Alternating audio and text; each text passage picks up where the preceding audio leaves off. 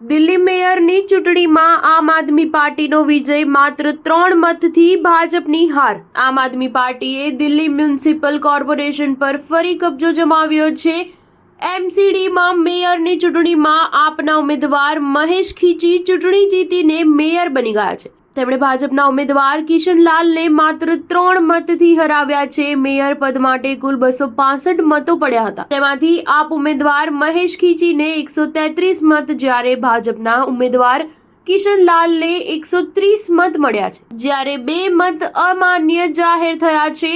Delhi municipal કોર્પોરેશનના mayor શૈલી ઓબરોય અત્યાર સુધી એક્સટેન્શન પર હતા। હવે તેમના સ્થાને કરોલબાગના દેવનગરના કોર્પોરેટર મહેશ ખીચી એમસીડી મેયર પદ સંભાળશે। એપ્રિલ 2024માં મેયરની ચૂંટણી વખતે ભાજપ અને આપે ઉમેદવાર જાહેર કર્યા હતા, જો કે પ્રિસાઇડિંગ ઓફિસર ફાઇલ પર મુખ્યમંત્રીનું રેકમેન્ડેશન ન હોવાનું કહી ફાઇલ પરત મોકલી દીધી હતી અને કહ્યું હતું કે જ્યાં સુધી નવા મેયરની પસંદગી ન થાય ત્યાં સુધી વર્તમાન મેયર ઓબરોય જ રહેશે।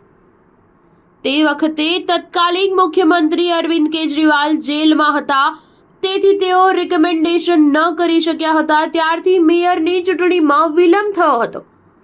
દર વર્ષે એપ્રિલમાં દિલ્હી મ્યુનિસિપલ કોર્પોરેશનના મેયરની ચૂંટણી યોજાય। ડિસેમ્બર 2022ની ચૂંટણીમાં આપે 134 બેઠકો જીત્યા બાદ કોર્પોરેટર ડોક્ટર શૈલી ઓબરોયને ફેબ્રુઆરી 2023માં મેયર બનાવ્યા હતા। ત્યારબાદ નાણાકીય વર્ષ એપ્રિલ 2023માં યોજાયેલી મેયરની ચૂંટણીમાં ઓબરોય ફરી મેયર બન્યા હતા। ત્યારબાદ ભારે વિવાદના કારણે એપ્રિલ 2024માં મેયરની ચૂંટણી યોજાઈ શકી ન હતી। એમસીડી એક્ટ મુજબ મેયરના પદ પર પ્રથમ વર્ષ મહિલા કાઉન્સિલર માટે અનામત છે, બીજું વર્ષ સામાન્ય માટે અને ત્રીજું વર્ષ અનુસૂચિત જાતિના કાઉન્સિલર માટે અનામત છે। છેલ્લા 2 વર્ષ સામાન્ય શ્રેણીના હોય છે। એમસીડીની ચૂંટણી માટે કોંગ્રેસના 7 કોર્પોરેટરે મતદાનનો બહિષ્કાર કર્યો છે, જ્યારે રાજ્યસભા સાંસદ સ્વાતિ માલીવાલ પણ ગેરહાજર રહ્યા હતા।